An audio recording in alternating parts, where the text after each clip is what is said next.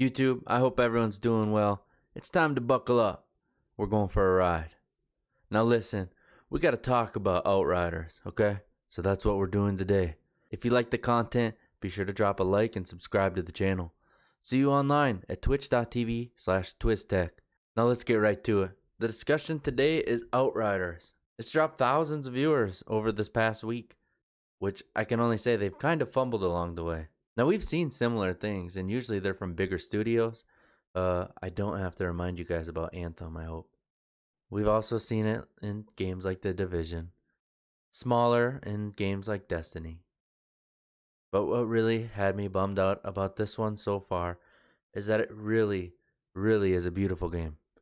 It combines elements from games such as Destiny, Borderlands, Gears of War, and some of the other big great titles in the recent years. Now, this game's not a small release. Outriders came out April 1st and is available on PC and console. You may have even been lucky enough to jump in the beta with your friends. Since the beta, they did break crossplay, and that's just coming back around, but we'll get into that more in a little bit.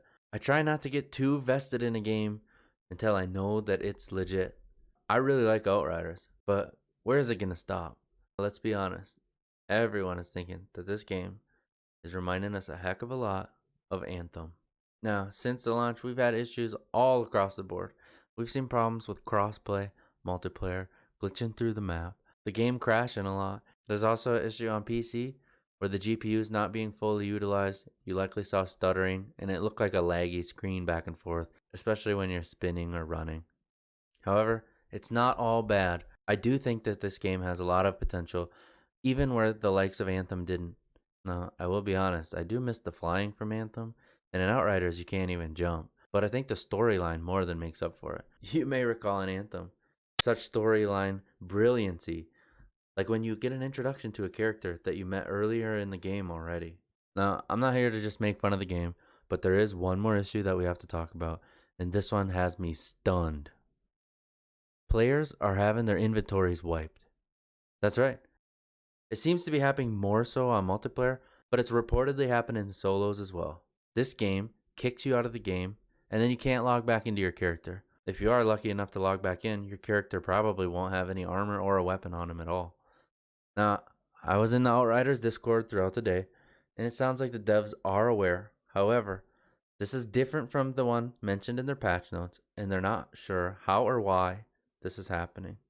Now, the devs did say that people are going to get their equipment back.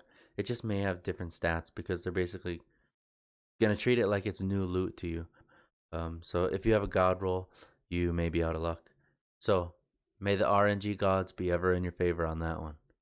Now, there was supposed to be a patch later this week, but it appears that it already dropped on April 9th. I want to get into the patch notes so we can look at it for ourselves. Now, we're going to take a look at the patch notes from April 9th. And just remember that the Xbox version has not quite been released yet, but it's coming soon. It seems like crossplay is back in action, pending that Xbox update. So for now, PC and PlayStation users can at least join together and start doing crossplay. Now, before, Xbox and PlayStation could do crossplay. So just to reiterate, that's now been disabled, and now PlayStation and PC can crossplay, while Xbox awaits the patch. So a little bit of a weird triangle going on there, but I think it makes sense. Once the Xbox patch is pushed out, all three systems should be able to play together nicely. And like with every patch, this one's going to fix some game crashes and some quest bugs that you would normally see in a game and expect them to be patched. However, before we go any further, we need to halt. We touched on this a little bit ago, but I'm going to say it again. This one has not been fixed.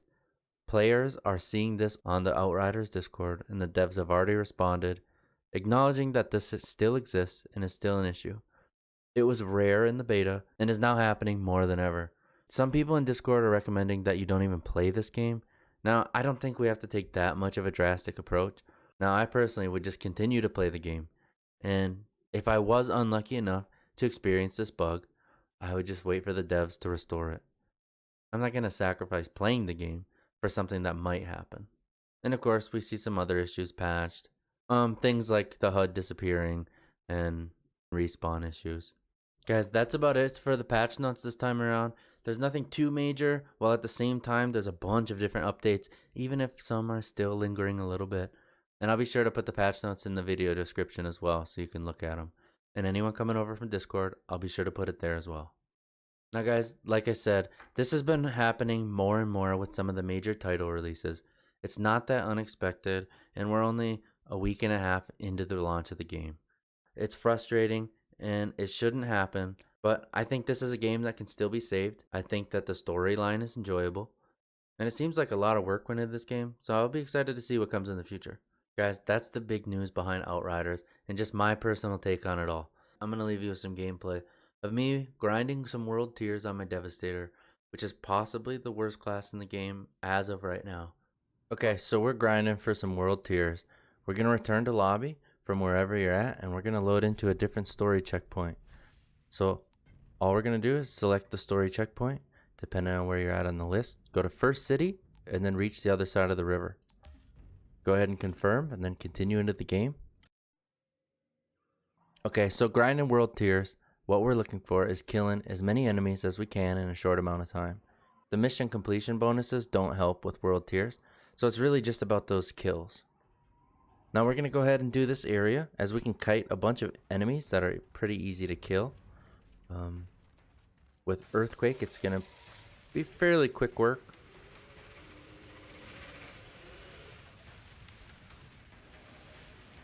And you could just go a little bit slower and do this with just, a gun as well.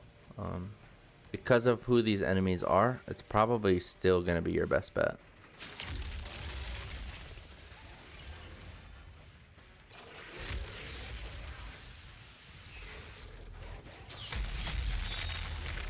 We'll just kite him one more time as that recharges. There's a chest over here.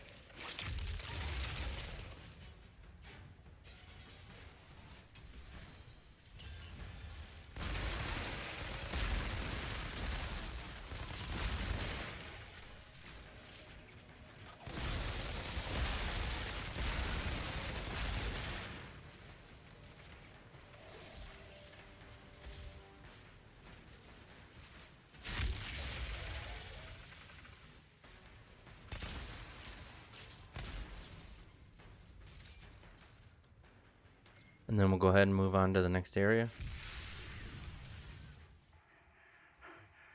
If you need to restock, you can here. Otherwise, just keep running past. Before we actually start fighting, we're going to swing left.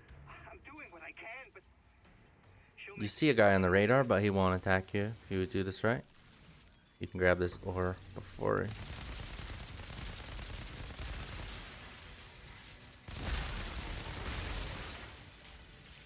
Okay, and then we're pretty much in the same boat here. It's a nice long area, so you can kind of kite again, pull the ads around, and then kill them in big waves.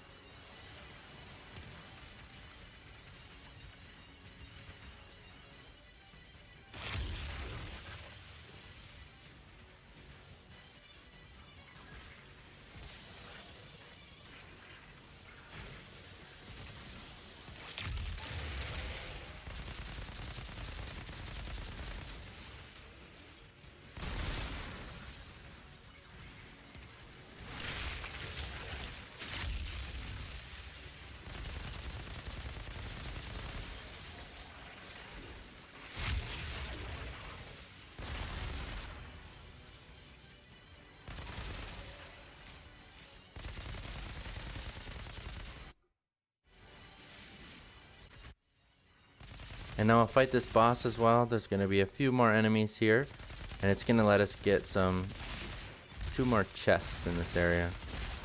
As you'll see, I'll pull over here so you can see. There's a wall right there.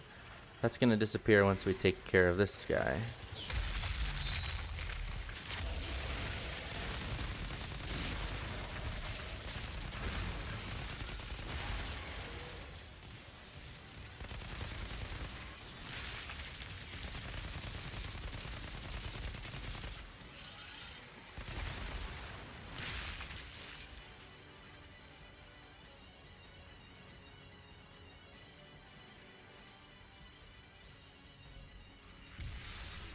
Okay, and then once the last one's dead, you can proceed up to this chest.